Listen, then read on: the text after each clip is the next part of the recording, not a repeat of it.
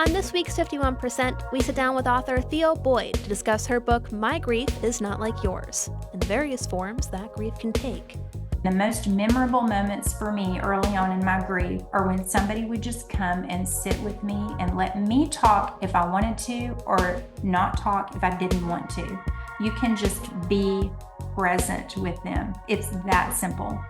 I'm Jessie King. It's all up next on 51%. I was standing around like one of those girls I had seen in a movie. The whole world was a movie back then. I had my sunglasses on, I wanted to be seen without seeing shy Lolita. I wasn't really in it, I didn't really get it.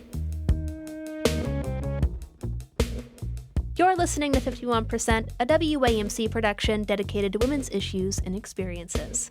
Thanks for joining us. I'm Jessie King. Last week, we spoke with author and recovery advocate Jessica Hoppy in recognition of Recovery Month. The month of September is also used to increase awareness of mental health and suicide prevention efforts nationwide. Just as Hoppy used writing to explore the history of substance abuse in her family, today's guest has been exploring the impacts of grief and suicide on hers. Theo Boyd is a former teacher, preacher's daughter, and self-described farm girl from Whitney, Texas, who experienced a string of life-altering losses starting in 2019.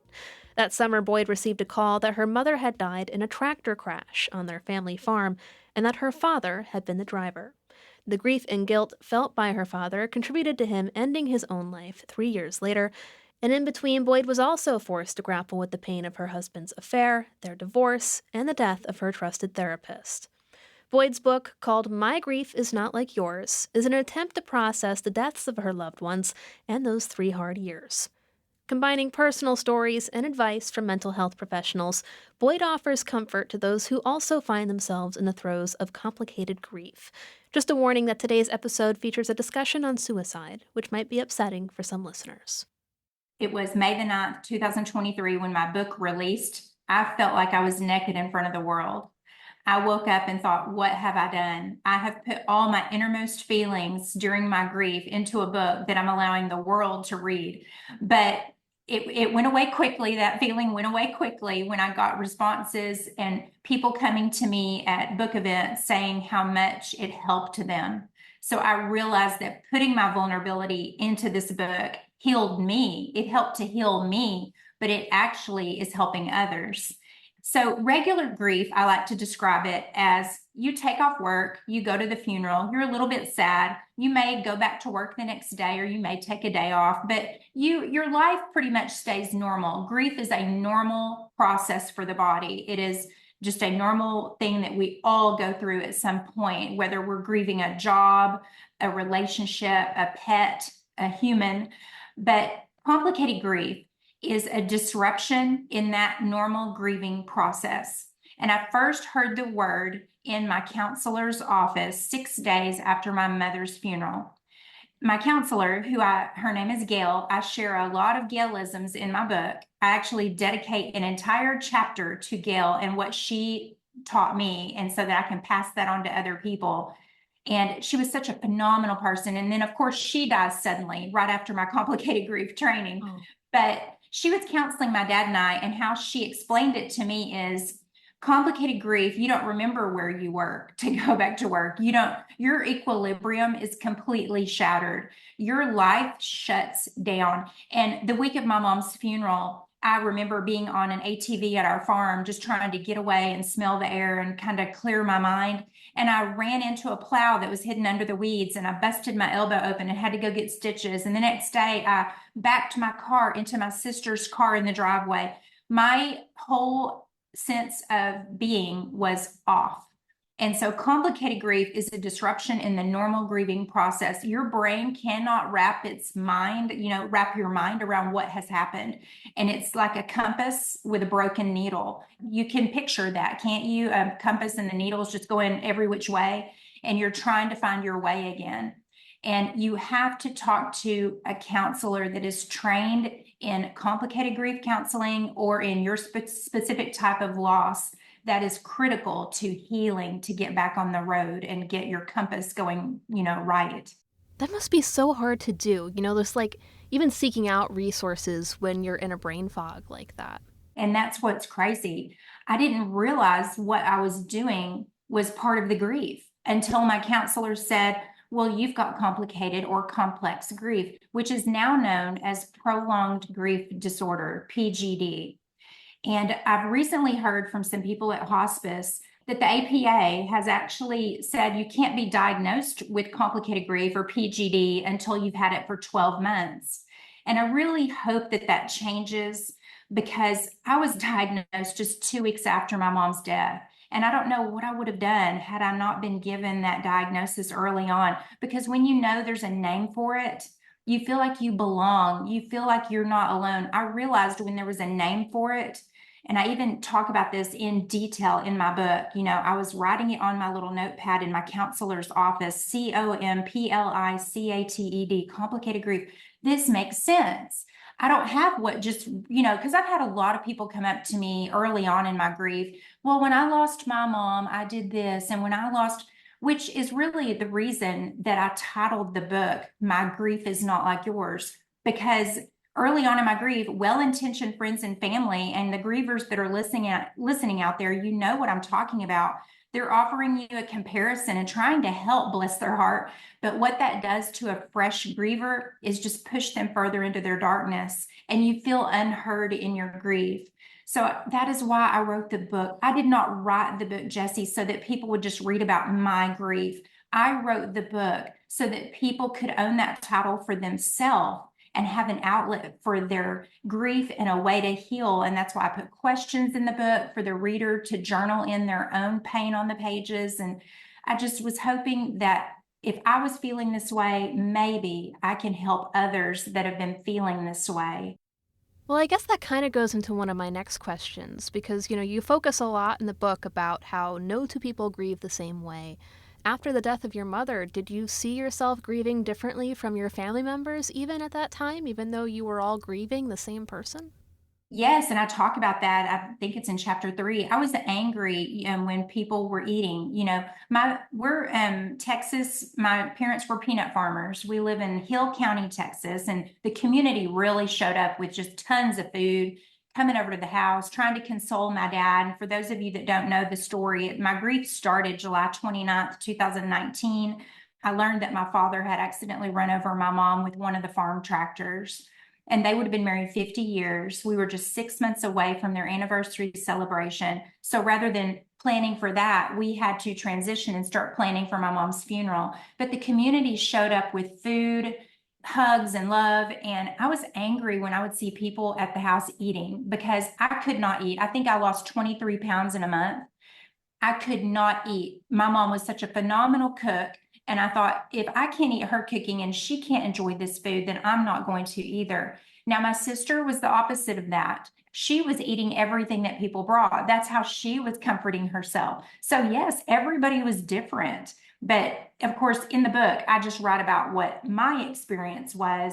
And then I have a chapter called The D Diets, and that's death, divorce, and discovery. So my mom died. That was the very first domino to fall, so to speak. That was July 29th, 2019. Then a few months after that, I learned my husband had been having an affair, and I started to go through another grief, which is divorce, which I also talk about in my book. And that hits you just as hard, because the one person you thought you could count on is the one you could count on the least. Mm-hmm.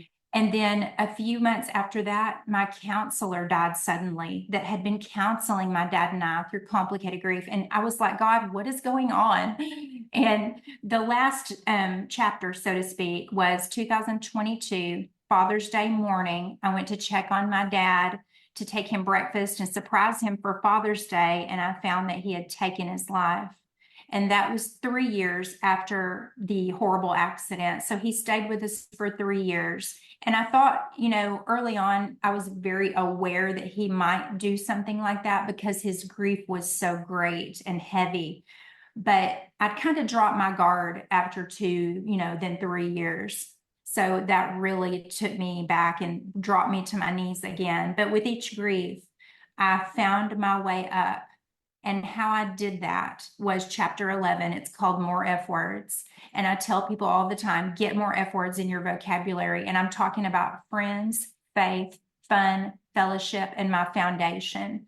I had the best childhood on the farm with the strongest of mother and father figures. But I realized there's people out there in the audience, they're grieving, going through something horrible, and they don't have the foundation that I had. So I'm using my voice to help them get through a dark time when they don't have that ability to speak up for their grief.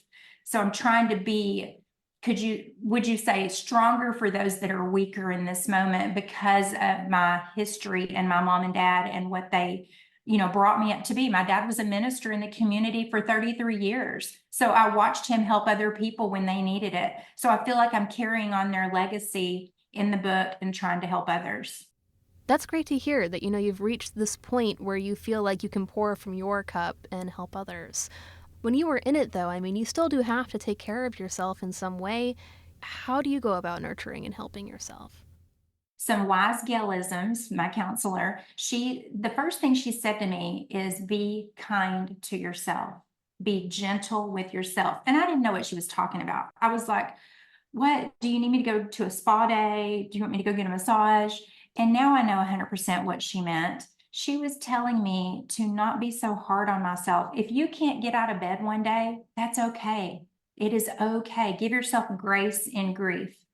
And we don't do that enough. We are so hard on ourselves. And I think especially in America with a society that really doesn't allow you to grieve, I think we feel pressured to just get back out there and do what we have always done. But I'm going to be the first one to tell you, you don't have to. If you want to stay in bed all day, it's okay. Guess what? God's going to give us another day tomorrow and we can try again. But there were times that it's not just one day at a time. It's not 1 hour at a time. It's not 1 minute at a time. It was 1 second at a time to try to get through life. You feel like you're walking through peanut butter. You feel like you're walking with a backpack filled with bricks. You just feel dark and heavy. And forget a black cloud. It's a bucket of black paint that's been poured on you like tar. And until that starts to dry, where you can start chipping it away, you won't see any light until you can get that to start chip away. And then the little light shines through. And that light is hope. By sharing, we belong. And by belonging, we can share. And I just feel like it's very important that we, once again, as a society, start to help each other. Nobody's getting out of this thing alive, this life thing. So we've all got to be there for each other while we're here. In your case, though, it had to have been difficult to do that while grieving yourself. So I guess, what was it like caring for your father and your family after your mother's death? Were you ever angry at having to do that, given the situation? I learned early on, the very night of my mom's death, that my dad was not going to be able to comfort me and my sister. And I guess I was a little shocked, but then I had to realize the enormity of his loss. And he, a minister, was cursing God. He was saying words I've never heard him say. I was 47 years old, and I can tell you, 47 years, I'd never heard him say these words. And I was frightened. I was a frightened little girl. And I texted my counselor, and she texted me right back. And, I'd had her, she and I had been friends for 18 years, and she'd helped me through some minor life things, but never something as great as this. But she texted me back and said, let him say the words that he needs to say. Those are the words that carry the weight of his pain. And we've got to allow grievers to say and do what they need to do, even if we think it's odd. But I'm not saying go into a room full of kindergartners and start cursing, but I'm saying if you've got a loved one that's grieving in a heavy way, just know that it's a normal process for the body to do things that it never would have done before, because it's that coping mechanism. It's the only way that it knows how. So that really helped me, but it was very hard for me to grieve my mom with taking care of my dad. And I don't know if there's people listening that have that situation. You've lost one parent and you're taking care of the other. You don't want to grieve so heavy in front of them and make them feel worse. And especially in my dad's situation, pretty much, having blood on his hands, so to speak, he felt such enormous guilt. So we just spent a lot of time comforting him, a lot of time with my counselor early on. and letting him know that it was a freak accident and, accidents happen and that we loved him. Nobody blamed him. And I didn't have the luxury of silencing my grief with blame, because knowing now what I know about grievers, it is easier to feel anger than to feel sadness. So they will quickly lash out with anger and blame rather than the grief, because they would just rather have something to blame than something to grieve. So looking back, I know I handled it in a way that I'm proud to say I did, because I never blamed him. I only tried to comfort him. I took family leave from the high school where I was teaching, because we were early in the school year when this happened. And I had the first 6 to 8 weeks, I believe, of 2019 to live with my dad and just make sure he could get back on his feet and make sure he was okay. So I'm so blessed to have had that. We're speaking with Theo Boyd, author of My Grief Is Not Like Yours.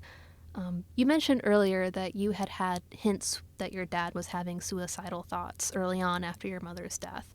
But by like the 2 or 3 year mark, it had seemed like he was maybe handling the situation better. I guess, what do you feel people commonly misunderstand about suicide? Because it's certainly a topic that doesn't get discussed a lot. So I think there's got to be a gap between how we might understand it and what families out there are actually experiencing. We do shy away from it. And I will admit, the morning after I, found my dad and all my friends had come and we were planning the funeral, there was a part of me that thought, I can't tell anyone. And I'm shocked that I'm a pretty open person. I'm shocked that I even had that feeling that I couldn't tell anybody that Daddy committed suicide or, took his life. But I realized just very quickly after that, probably just a few minutes, no, my parents were about truth. They always believed in completely telling the truth. And I know God will give you more than you can handle. You hear people say all the time, God won't give you more than you can handle, but that's not even biblical. I'm a preacher's daughter and I can tell you that. What he will do is he may give you more than you can handle, but it's still part of his plan. And I think for suicide families out there, of course, you didn't feel like it was going to happen. Early on, I got more than a hint that my dad could do that, because he literally told the sheriff that night that he wanted to take his life. So we had to be with him 24/7 for several weeks, and then the counseling, and we had to show the counseling. And number one thing for somebody to do if they think a loved one is, if there's a possibility, the number one thing is to talk to someone that is trained specifically in whatever that thing is that they're going through, that depression or that sadness. Talk to somebody that is trained in that type of counseling. That is critical. And you might be thinking, no, they're not going to, or they're not, I can't get them there. If you can go yourself, you're going to get a tool that's going to help you to be better with them. And if you only can get one thing out of a 1 hour session, go get that one thing. Because I'll be honest, when I was going into counseling just a few days after my mom's funeral, there were not many things I remembered. And I could not even think to write something down. I would honestly come away with just one thing that I remembered out of a 1 hour session. And it was probably the most important thing because it stuck in my brain. And then the next time I'd go, the next week, I'd get one more thing. And then pretty soon, after so many weeks, guess what? You've got an arsenal of things that you can use in your toolbox to help other people and to help yourself. And that's why in the book, I share those things that I learned. So that's the number one thing, is to find someone to talk to. And if you can't get the person you're worried about to talk to somebody, then you go talk to somebody. I think that's a good idea. A few years ago, I started volunteering at a crisis center, partially because I wanted to help, but also because I just wanted more knowledge about how to talk to someone in those critical moments. Because, I do have people in my own life who have struggled with their mental health. And in the event any of them came to me, I guess I wanted not to feel comfortable, because I don't think it's ever a comfortable conversation, but I just wanted a better idea of how to understand them and how to check in on people. Because I think, like you said, sometimes someone's not going to go out and seek help themselves. So you want to at least be kind of a safe harbor for them. You can pray that they will. You can just keep praying and hope that God can move that in their life. But you can there's only so much that you can do, and you're not responsible for another person's emotions. You're not responsible for how they react or handle a situation, but what you are 100% responsible for is you. So you went and did that, and you got better equipped to help others. And just like learning a foreign language, they tell you the best way is immersion.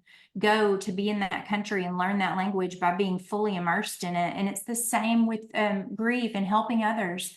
Get immersed in it. Unfortunately, I was immersed beyond my control, and I was baptized by fire, so to speak. So I had to learn, but I'm so thankful now that I feel like I have this knowledge of humanity now. I feel that I didn't have before.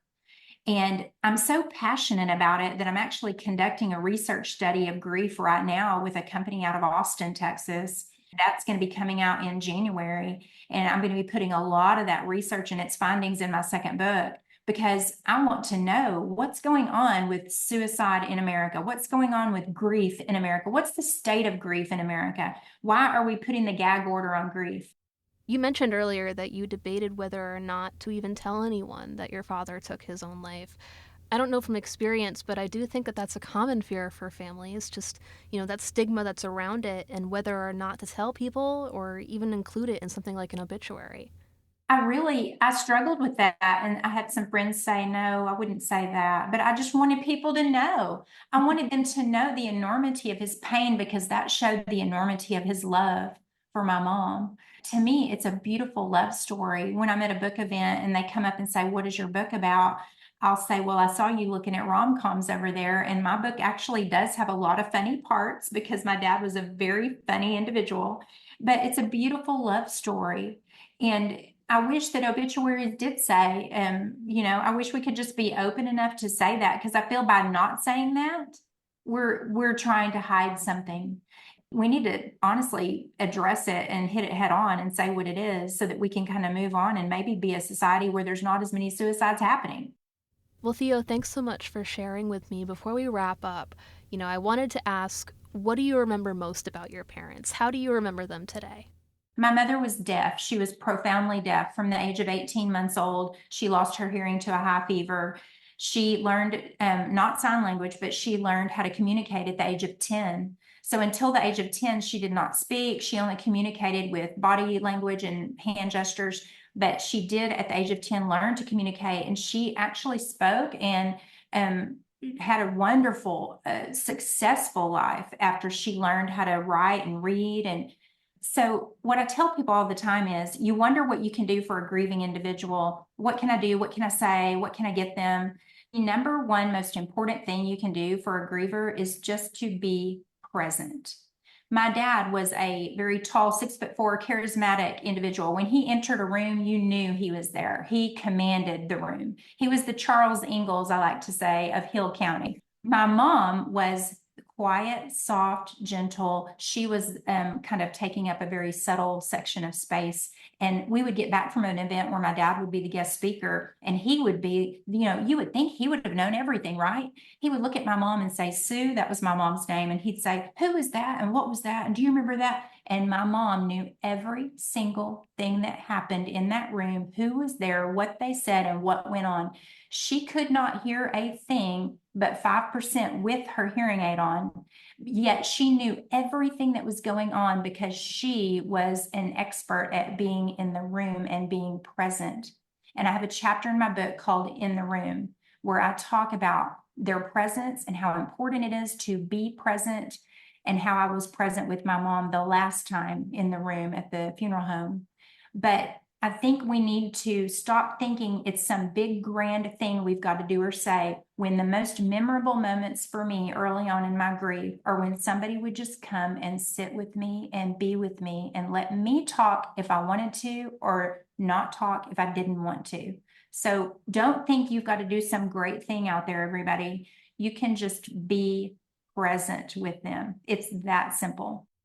That's great. Is there anything else that you hope readers take away from your book? I have an exercise at the end of the book called 100 Things, because I was feeling unheard in my grief after my mom, I was feeling like she had been forgotten. And so I got a piece of paper out and I just numbered it like 1 to 10, and then it ended up being 100.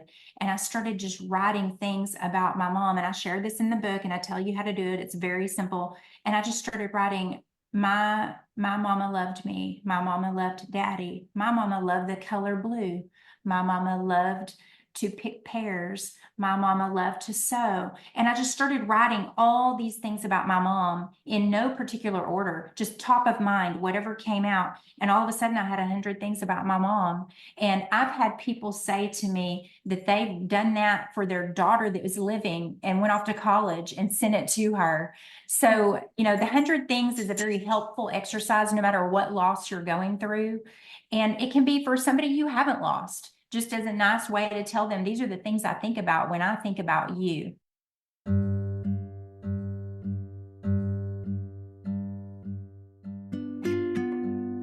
Theo Boyd is the author of My Grief Is Not Like Yours, Learning to Live After Unimaginable Loss, A Daughter's Journey. It's out now through Forefront Books, and you can find it at most major booksellers. You can learn more about Boyd's work at thinktheo.com. Theo, thanks again for taking the time. Thank you so much, Jessie.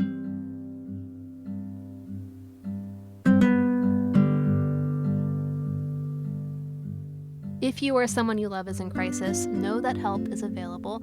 The National Suicide and Crisis Lifeline is available 24/7 by texting or calling 988. You can also chat online at 988lifeline.org.